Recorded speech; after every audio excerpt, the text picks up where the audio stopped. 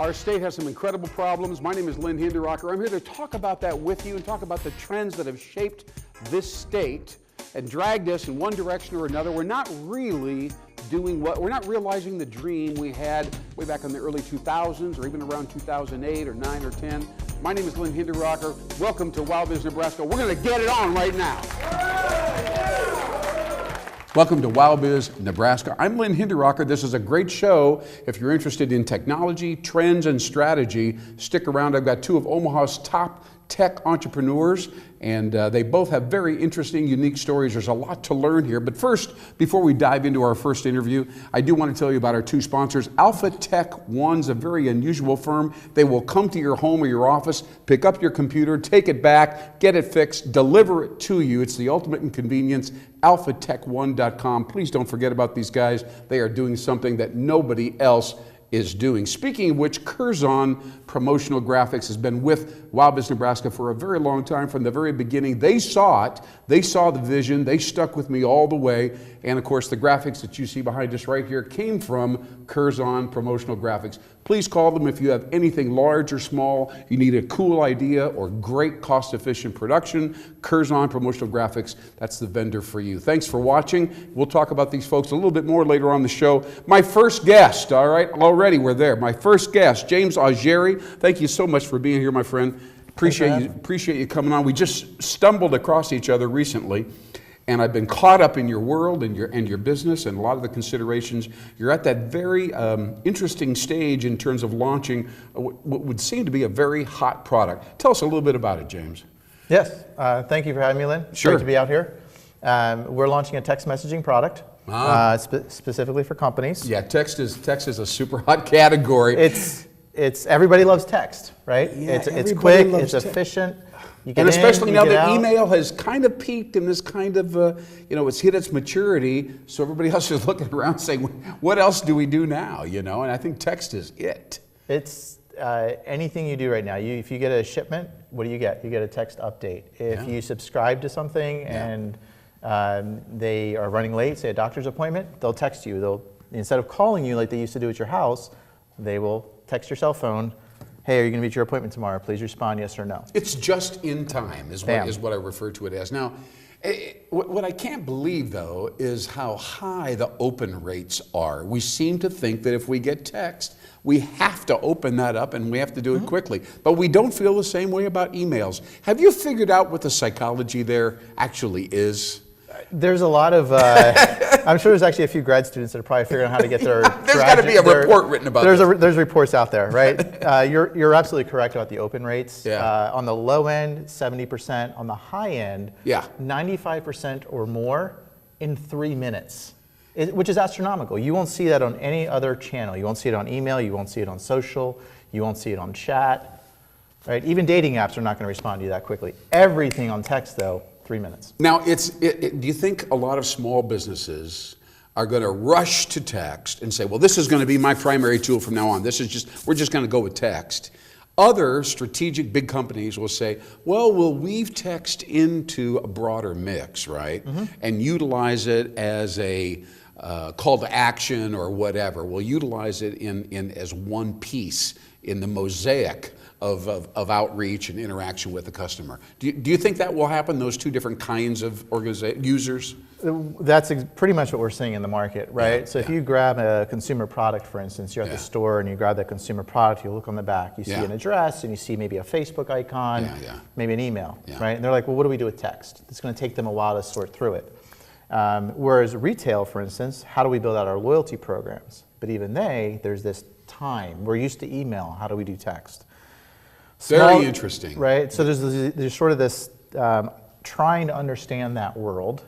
Both in those physical markets and then e-commerce as well. Now let's get to the bottom line. Some people say, I want to text everybody. I want to find everybody. I'm going to text them and I'm going to get a bunch of sales and it's going to be great. Can't you just hear them rushing home and telling their spouse, I figured it out. Why isn't that true?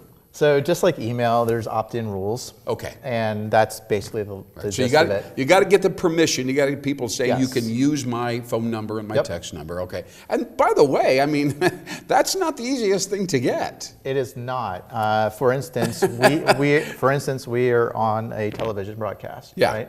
One of our products is to help TV stations figure out how to connect with their consumers. Yeah. I want a 6 a.m. weather report. Why? I'm never going to check my phone for the weather, but if that TV station, which I trust with that Next Rad radar, sends me that weather report at 6 a.m., I'll open that text. Yeah. And now I might do other things with that TV station. Yeah, that's a very interesting thing because, of course, we've got the whole personalization thing going on. Yep. We've got automation going on. The TV stations, just to stick with your topic for a second, all of a sudden now Netflix is being accosted by Disney and Apple, so you know there's going to be some very competitive stuff going on in that category, right? Yes. And That they're going to be entire thinking market. about products like the product that we're kind of talking about at this moment. This is a really fascinating strategy comment. So when do you, well, let's talk about the name of the product and the pros and cons of your brand. Shall we do that? That'd be, yeah, absolutely. Yeah. What are you thinking about right now? What are you thinking about calling the product? Yep. So the product is part of a company, DriveSpotter. So DriveSpotter is the name DriveSpotter's of the been, firm. yep, we were in supply chain for a while. Noticed that every product we built had messaging challenges. So we built this product. The working name for it right now is Chat Brew. All right, let's just stop with that. Chat Brew. Yep. Okay. So that really does indicate back and forth. That's what a chat is. Just like you and I are doing right now. Right? That's It's right. that conversation. We're Now connecting. That's right. Now we've seen the word chat obviously used on websites when you're going to a site and something pops up and there's the live chat box.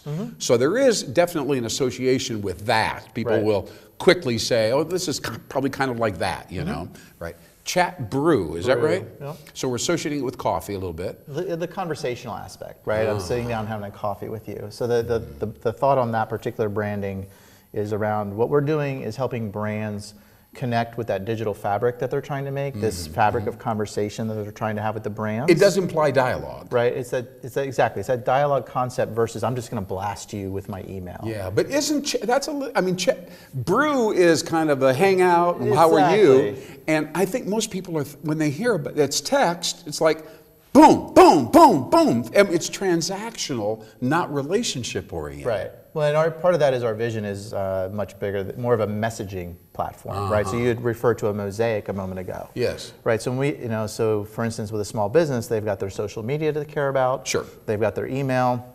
All the pieces. And that's all different platforms right now. Yeah, yeah. Right. So what we want to be able to provide them is, here's your texting, and then by the way, here's other messaging channels. Okay. So chat brew is the Chat first Brew, option. that's the first option. All right. And the second one is much more in the transactional, like what you were describing, Skybounce. Skybounce. So the reason why is, of course, we are broadcasting. It's often very cellular. There's no wires involved. I see. And it's just sort of, I'm bouncing a text to you, you're bouncing a text to me. Skybounce. It doesn't seem very meaningful, Skybounce. It allows It's us- kind of like Yes. flying all over. Yeah. There's a little bit of that feeling. But chat brew feels a little slow. Right, yeah. So if we could put those together. Somehow. Yeah, if we could average that out. That's a very interesting. Maybe we should give the audience my text number. We could do that. And ask them to share their ideas. Yep. And I guarantee you, nobody will say, I like this, I like that. What they'll say is, how about this? Which is okay, right? So the number is 402-208-5519. That's Lynn Hinderocker's phone. And text me. Obviously, we're talking about texting. Again, 402-208-5519. That should be on our screen at this time. Feel free to share your own creative ideas with James about this kind of next level or next era text service, right? Yeah. Be good. It'd be very interesting. Let's talk about interesting for a second, all right? Let's talk about your career, where you're at, and kind of what your role is inside this company and how it feels to be you. Can we do that? Absolutely. So you come out of a tech/military background. What have you done immediately prior to this? I'm just curious. So for the last several years, we were in the supply chain space, and we had 3 different products. So you're a data company. I'm a data. Give us data, and we will give you answers. As it In the relates, supply chain. not business development, but supply chain. It was in supply chain, and what happened was that every product that we built, we had to do text, and we had to do email, and then we had to do mobile app notifications. They're all different platforms. Yeah. some of the solutions were okay out there, but we didn't think it was that, it was quite right. And then what the other flip of that was all of our clients, right? They're trucking companies and they're warehousing companies and they're consumer product brands, right? I'm with and you. They're like, how do we do this as well? Yeah. Right. And so that's where we said, wait a minute, let's back up. Yeah. So you realized there was a problem there and said, let's try to solve that. Let's try to do some. I know some people, I'm going to have them on the show eventually, that are in the logistics business. They really are the guys that connect the dots and try to get a truck across Nebraska and then warehouse there and dump some people here and then be at the Pacific Ocean by next week. Right. Those kinds of things. Were you helping those kinds of people, or could you help those kinds of people? We had we had a brokerage product that was targeted towards manufacturers. Okay. We licensed that. What we've done now is we've taken our existing supply chain products and said, hey, some of you still want to focus on those things. If our work can help you, right? So we have a driver incentive platform, we have a brokerage platform, and a dash cam platform. Okay. We just licensed that out. All right. I want to get back to you now. Yeah. So is this product that we're talking about generating money right now, generating cash? It is. Yes. Are you profitable? Do you mind if I ask that? You not don't even have a name for sure, and you're generating revenue. We are pre-selling into July at this point. Okay. Yeah. Do you have a website, and you don't have a website? It's private beta right now. Okay, cool. Yep. So if they text you, we can get them in the program. all right, that's cool. So what's it like being you with this particular company right now? Do you feel pressure on getting, every day you're trying to get clients, or are you trying to figure out strategy and planning, or are you literally hustling on the phone? Are you going to trade shows? How does a guy like you with a company like this generate, really bounce the revenue? What's the best thing that you've worked with so far? So to answer your question on this, or what does it feel like, there is it's awesome and terrifying all at once. Awesome and terrifying. Right. What was the metaphor that you gave me that was so incredible? I'm the electron. I said, you're the point of the spear. And you said, Lynn, it's more terrifying than that. It's what? An electron? I'm the electron at the end of the atom that's at the tip of the The end of the atom. I love that. I love that. That first thing that's going to touch the. All right. So in other words, do you get out there and people say, "I've never heard of anything like that before"? Do they say that? No, because they don't know text. I mean, Everybody knows text. Yeah. What they don't But it's an improvement on the product. It's exactly. Well, how do I text with my business? And that's what we help them with. All right. Right. It's that simple. James with DriveSpot. I'm going to ask you one more time. What's it like being you? You're scared. You're urgent. You're pressured. You're gonna hit it hard. Are you hitting doubles? Are you hitting singles? Are you sitting in the batter's box?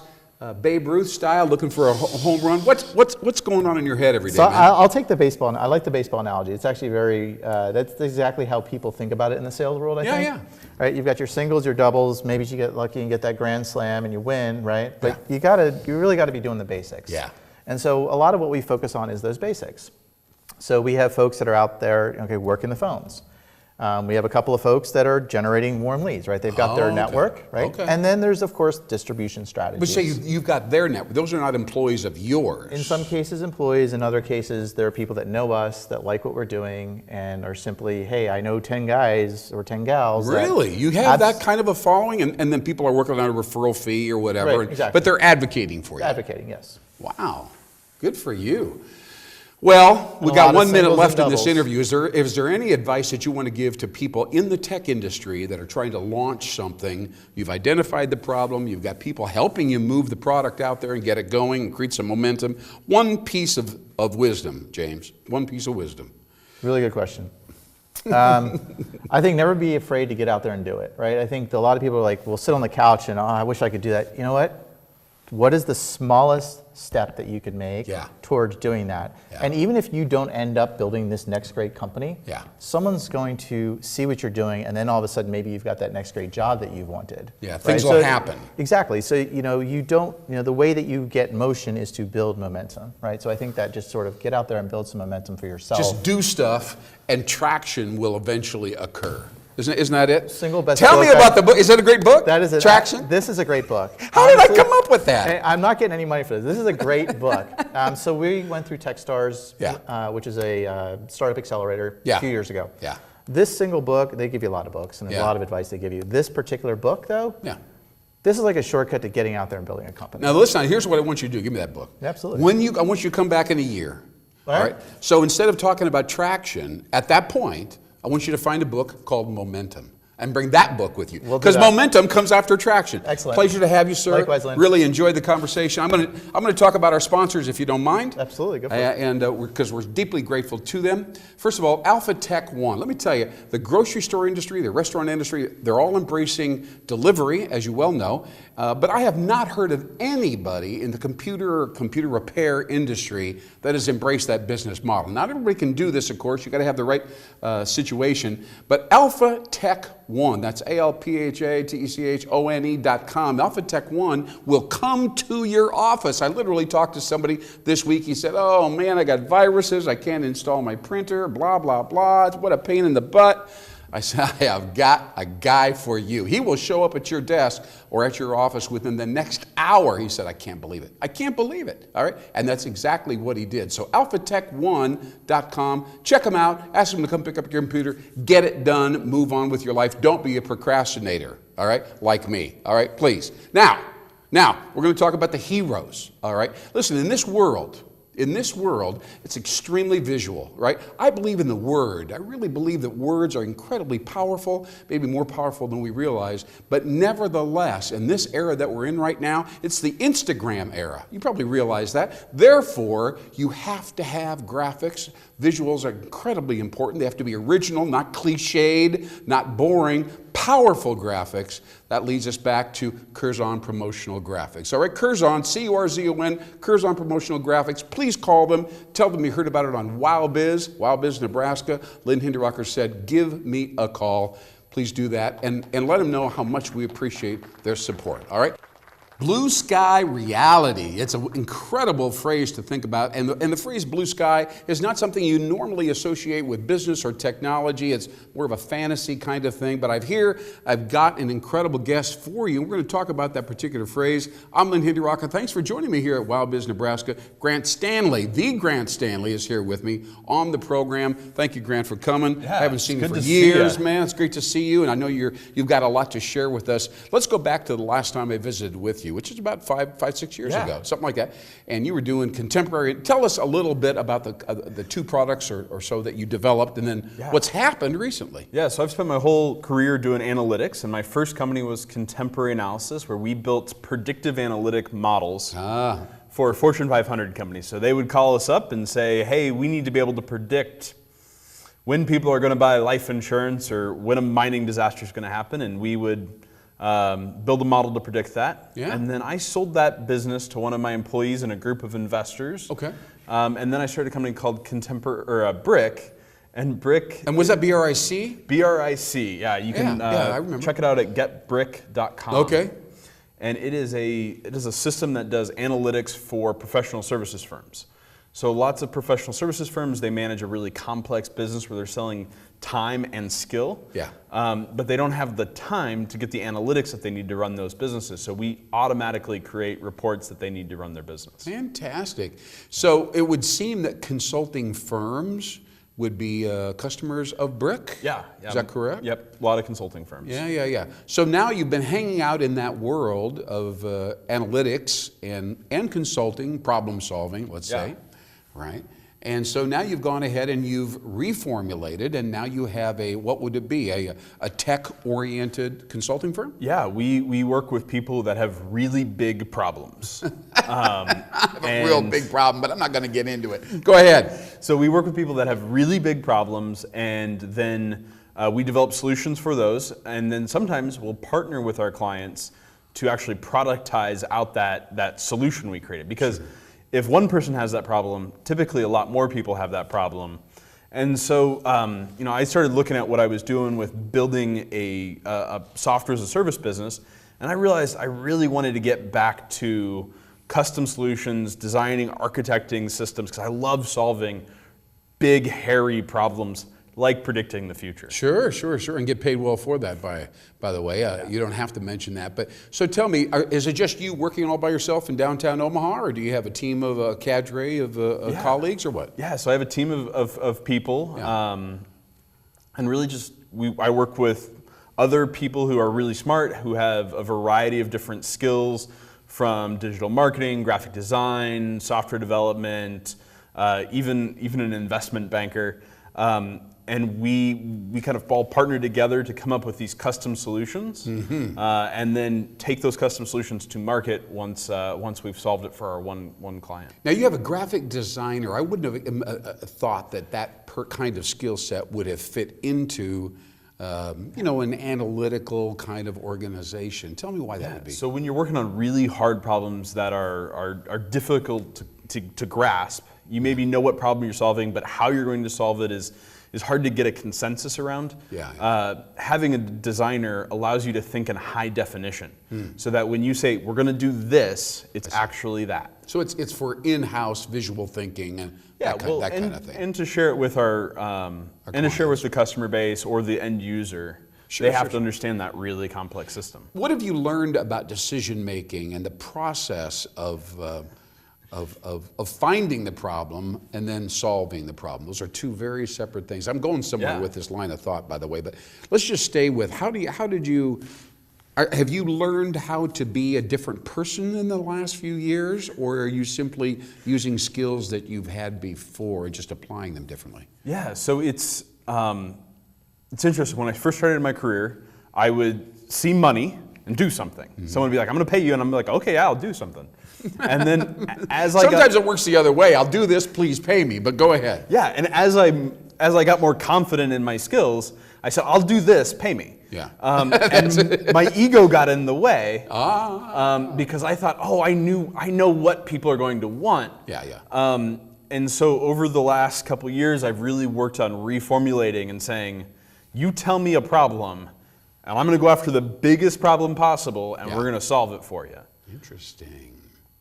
So what's the next mountain to climb? Not that you haven't begun. I mean, you're just getting started here, right? Yeah. Like what, a year into this or whatever? Yeah, about a year into something like this. Yeah.